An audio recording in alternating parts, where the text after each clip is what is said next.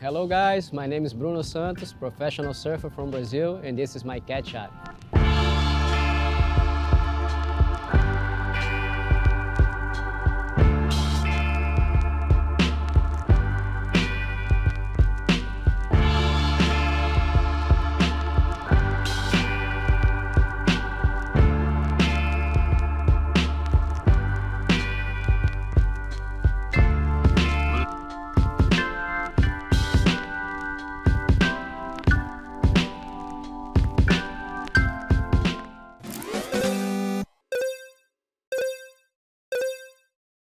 A minha história com surf começou em Niterói, no Rio de Janeiro, na praia de Itacoatiara. Meu primeiro contato com surf foi aos 11 anos, numa escolinha de surf, que na verdade era uma colônia de férias, né? Eu comecei e as atividades tinham como atividade surf e bodyboard. Na época eu fazia a escolinha de bodyboard e acabou que no finalzinho eu experimentei ali a prancha de surf e nunca mais parei. Eu acabei ficando em pé de primeira.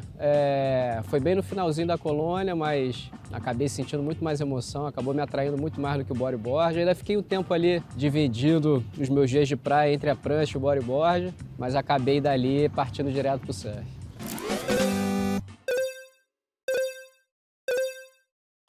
Na verdade, eu sempre morei perto da praia, sempre tive muito contato ali com o mar. Foi natural, foi uma coisa, surgiu, né, através dessa colônia de férias, foi meu primeiro contato com surf. Já brincava ali com bodyboard, na beirinha da praia, tomando os caixotes, mas não teve nada. Na verdade, tiveram assim dois amigos na época que me chamavam a atenção, porque eles eram pequenininhos ali, né? Na época que eu comecei a surfar, a galera não começava tão cedo. E eu achei o máximo ver os moleques passando pequenininhos ainda, com aquelas pranchinhas pequenininhas.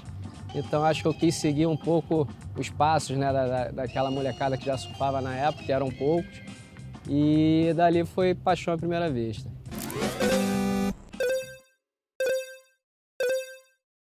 Cara, e a competição surgiu na minha vida muito rápido. Eu comecei a surfar com 11 anos, eu acho que ainda com 11 anos eu já estava brincando, já estava participando das primeiras competições, pequenas, né, claro, ali em Niterói. E como as competições eram pequenas, não tinha tanta gente envolvida, eu comecei já a ter bons resultados, sabe? Ganhar troféuzinho, levar troféu para casa de uma categoria, de duas categorias.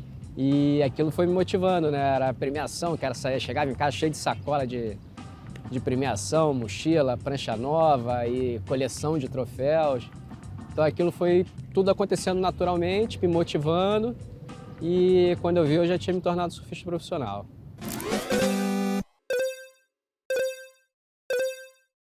Cara, a onda de Itacoatiara é com certeza uma das ondas mais power que eu já surfei, no Brasil sem dúvidas. E cara, depois de viajar o mundo inteiro, continua sendo uma das ondas mais pesadas, assim, desafiadoras que eu conheço. É uma onda extremamente tubular, todos os meus surfistas preferidos, os surfistas que eu me espelhei, surfistas que nem são famosos, assim, mas sempre foram surfistas que botavam para baixo, que achavam os tubos com facilidade. Então, com certeza foi uma escola, foi a melhor escola que eu poderia ter tido para ter esse faro para os tubos, que acabou se tornando a principal característica do meu surf. Eu até brinco hoje em dia com muita gente que eu falo que eu não gosto de surfar, eu gosto de pegar tubo. Se não for para pegar tubo, eu nem faço tanta questão de estar na água, prefiro fazer outras coisas. Então, acho que ter aprendido a surfar em Itacoatiara acabou me guiando para esse lado do surf, mais de ondas pesadas, tubulares e desafiadoras.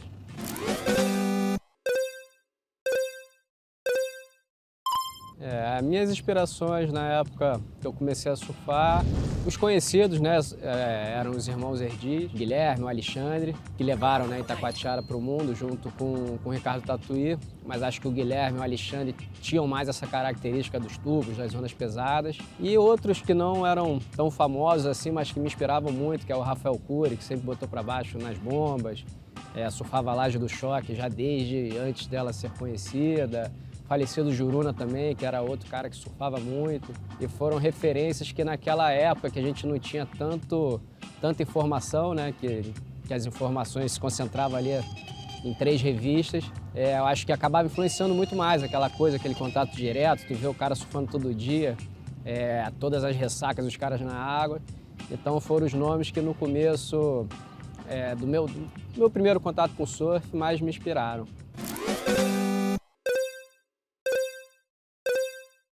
De meu primeiro contato com os slabs, né, foi ali mesmo, em Niterói. Hoje em dia eles estão sendo muito mais explorados. Eu até comecei a desbravar ali o towing em alguma dessas lajes que já eram surfadas antes de mim, mas eu comecei a praticar o towing ali.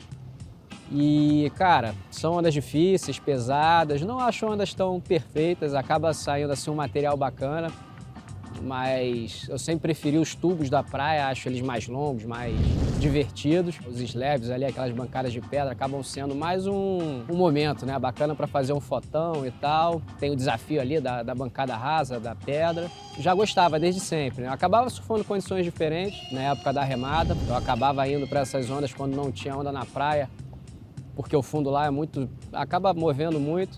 E ali sempre tinha aquela ondinha na pedra, era uma ondinha que a gente surfava no verão. E a gente, com o tempo, começou a explorar ela de outra forma.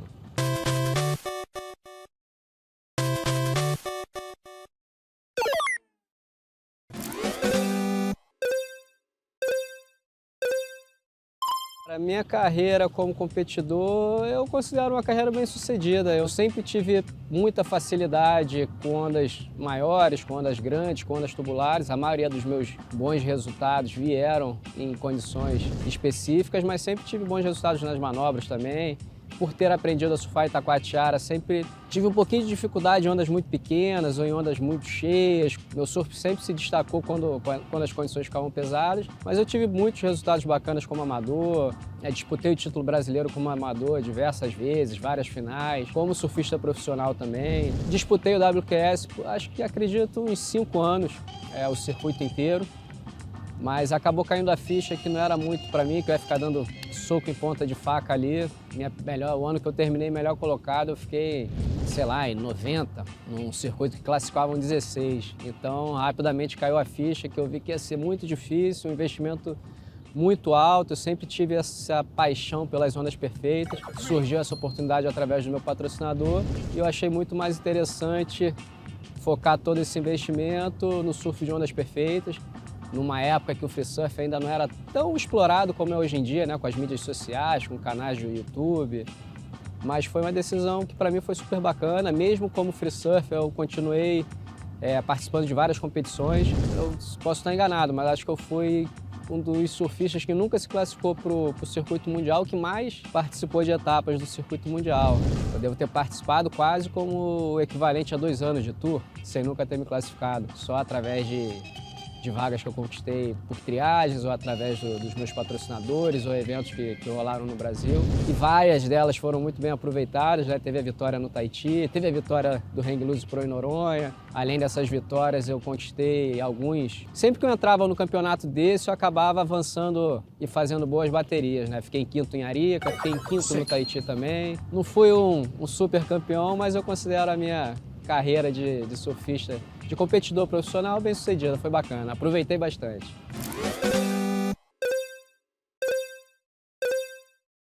A minha vitória em 2008, por coincidência, né? Coincidência não, eu já vinha competindo há bastante tempo, mas muita gente não entendeu, porque foi praticamente após o ano da minha vitória que eu resolvi virar free surfer, né? Eu ainda competi em Noronha, venci Noronha em 2009, mas foi justamente depois dessas 2 vitórias que eu abandonei, né, a divisão de acesso, o WQS, participava de uma etapa ou outra quando tudo acontecia, quando eu estava muito perto eu participava, mas desisti de tentar a minha classificação para a elite. Isso já tinha tentado uns 5 anos, não tinha chegado nem perto, um investimento muito alto, uma decisão em conjunto ali junto com o meu patrocinador acabou me levando para as ondas perfeitas e deixando um pouco de lado as competições. Acabou que a paixão falou mais alto, né? Eu sabia que era um caminho que não ia fazer, né, financeiramente, não é uma coisa que ia me deixar rico, mas era uma coisa que eu ia viver ali um lifestyle alucinante durante um bom tempo.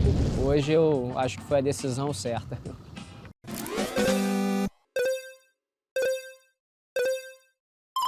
E acabei voltando em 2008, mais uma vez 96 inscritos na triagem, mais uma vez condições épicas. Dessa vez A semifinal acabou rolando um acidente. Eu tomei a pranchada, eu comecei com 10 e na segunda onda eu botei para dentro, não saí do tubo, tomei uma bicada aqui na parte de dentro da perna e fez um buraco enorme. Aí já voltou aquele filme na minha cabeça mais uma vez, eu tô na semifinal, vou perder com 10 na semifinal da triagem. E na verdade são só 2 vagas, né? Então tinha que passar aquela bateria para me classificar para o evento principal. E acabei indo no barco ali, que tinha uns enfermeiros, a galera olhou, viu que o buraco era muito fundo, mas eu tava com sangue quente ali na hora, então resolvi voltar, só dei uma enfaixada. Voltei já tinha se passado mais um bom tempo de bateria, e o cara que estava na minha bateria tinha feito boas horas, eu voltei, tinham 10 e ainda precisava de sei lá, uns 7,5. Consegui empurrar o cara numa bomba gigante que ele acabou vacando para segurar a prioridade, o cara era bem charge. E aí fiquei ali uns 5 minutos precisando de um 7,5, peguei aquele tubo certinho que o mar estava muito bom, não arrisquei muito, peguei uma onda que eu sabia que ia fazer. Fiz, aí fui para a semifinal com o Jamie O'Brien. Nem precisava surfar, porque já estava classificado e estava com a perna com um buraco enorme, mas resolvi também, estava com sangue quente, não estava sentindo nada, surfei a final ainda, foi uma bateria alucinante. Nos segundos finais ele virou com uma nota 10, eu estava ganhando do Jamie com boas notas e entrei para o evento principal. E aí tem essa história toda, né, porque eu já fui direto para a Marina, tomei quase 20 pontos na perna, já tinha quebrado minhas pranchas todas no free surfer antes da triagem e durante a triagem. Então, quando começou o evento principal, eu estava com 20 pontos na perna, com uma prancha, uma 6-3. Mas aí, por sorte, nesse intervalo entre a triagem e o evento principal, o mar deu uma fletada e o campeonato só foi começar nos últimos dias da janela, então eu consegui ficar, sei lá, um período ali de uns 8 dias me recuperando da lesão na perna. Fui surfar pela primeira vez já na bateria, fui passando bateria por bateria. Eu lembro que a primeira bateria eu estava totalmente fora de ritmo por conta da lesão, acabei perdendo, aí fui para a repescagem e aí começou a saga, né? A primeira bateria na repescagem foi contra o Mick Fanning, a bateria também que eu não me encontrei, ele não se encontrou. Ele pegou uma onda, faltando 30 segundos com a prioridade, ainda veio uma marolinha atrás, com a prancha dele na minha frente e, pô, eu consegui fazer exatamente a nota que eu precisava. E aí, a partir daí, acho que eu dei uma respirada, né? A minha terceira bateria foi com o Ted Burrow. Foi uma bateria que eu dominei a bateria inteira, fiz 2 notas altas. As oitavas de final foi com o Tim Hayes, também foi uma bateria muito boa, fiz 2 notões. Aí veio o último dia. O último dia o mar abaixou, fletou. Fletou não, mas as condições abaixaram bastante, eu só tinha uma prancha grande. Aí eu acabei pegando uma prancha emprestada de um cara que eu nunca tinha visto na vida, mas era uma pranchinha pequena. E aí a primeira bateria no dia final foi contra o Mineiro. A bateria bem apertada também, que eu deixei ele pegar a última onda, até a última oportunidade ali com a prioridade, ele quase virou, mas não conseguiu a nota que ele precisava. Aí fui para a semifinal com o Rob Good, mas foi uma bateria boa também, de notas altas. E na final acabei surfando a final contra o Manoa, o mar bem pequenininho. Peguei 2 tubinhos, ele não conseguiu pegar tubo nenhum, depois entrou um ventinho ainda e a gente ficou tentando manobrar. Aconteceu tão assim que demorou um tempo para cair a ficha. Assim, eu falei, caraca, ganhei. Interrupto, não da maneira que eu esperava, né? Eu sempre esperava ganhar aquela etapa, assim como eu me classifiquei para triagem, condições épicas, 10 pés, tubos enormes, mas depois caiu a ficha, assim, eu vi o feito que eu tinha conquistado, até porque na época o surf brasileiro vinha num jejum ali de vários anos sem vitória, então foi super bacana, a forma, né, que os brasileiros receberam aquilo, a repercussão da minha vitória, foi muito bacana. Foi, sem dúvidas, né, claro, a maior conquista da minha carreira como surfista profissional.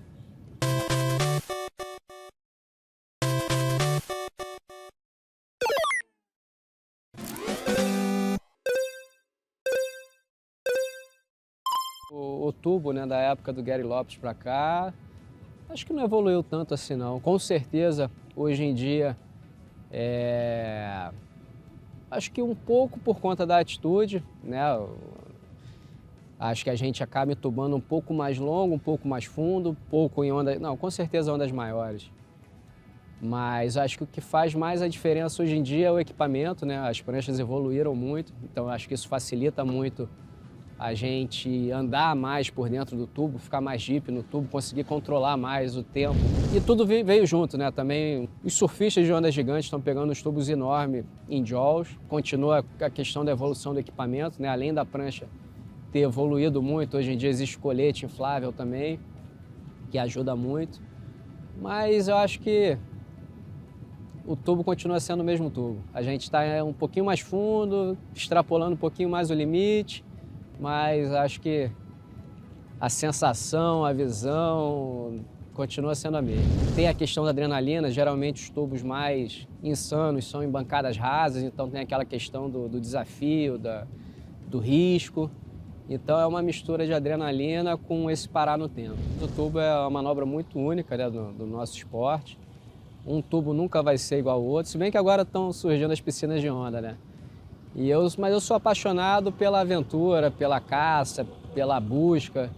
Então, para ser sincero, nunca surfei em nenhuma piscina de onda, nunca tive a oportunidade. Não tenho tanta curiosidade, não é uma coisa que eu vejo como uma coisa meio monótona ainda. Eu gosto daquela coisa de buscar onda sem crowd, de acampar, de subir num barco e caçar. E um tubo nunca é igual ao outro, por mais que a onda seja perfeita, Tahiti, aquela bancada é perfeita, as ondas são bem parecidas, mas é sempre um diferente do outro. E acho que é o que torna ele tão cobiçado, tão desejado. Mas é, com certeza, a coisa mais apaixonante no surf para mim é passar por dentro da onda.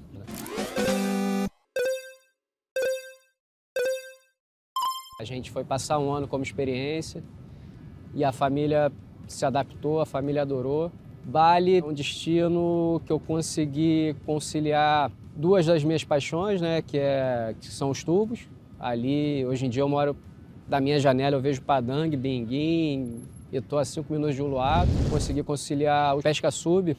A Indonésia é cercada de paraísos para pescar. Eu amo tanto a pesca sub quanto eu amo surfar. E eu já estava nessa fase da transição também, de surfista profissional para não surfista profissional, né, cara? Eu sempre soube que eu nunca ia viver, nunca ia receber para surfar a vida inteira. Graças a Deus eu continuo tendo uma história com surf. Hoje em dia com a questão da produção de conteúdo dá para prolongar bastante, mas não surfo somente, né? Então em Bali é um lugar que eu trabalho bastante com coisas relacionadas ao surf, não surfando diretamente e continuo surfando também, tenho os meus patrocinadores, continuo produzindo meus conteúdos, mas foi um lugar que eu consegui conciliar tudo. A família se adaptou, a gente não pensa em sair de lá tão cedo.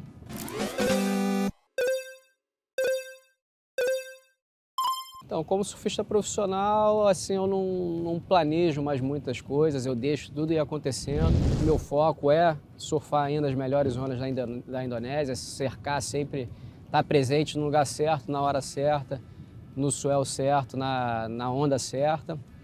Greenbush, Desert, Kandui, as mais alucinantes que tem. E por conta do meu novo patrocinador, tenho explorado bastante a Nazaré. Eles estão com uma estrutura alucinante lá, mas nunca fui um surfista de ondas gigantes. A galera tem extrapolado os limites.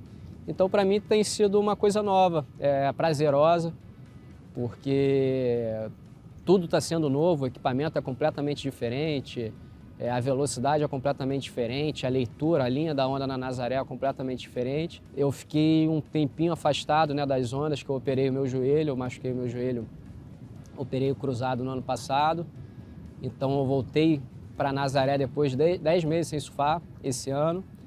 E eu tentei um approach diferente, estava bem relax, assim, minha preocupação principal esse ano era o joelho. E eu acabei explorando a Nazaré de uma outra forma. Eu surfei com uma prancha normal. Claro que as condições não eram aquele Nazaré gigante, era um Nazaré médio, pequeno, 15 a 20 pés, mas com condições perfeitas, terral. Eu acabei fazendo tow com a prancha normal, sem alça, sem chumbo, sem nada. Cara, fiz a linha que eu sempre sonhei, né? Nazaré são aquelas pirâmides perfeitas.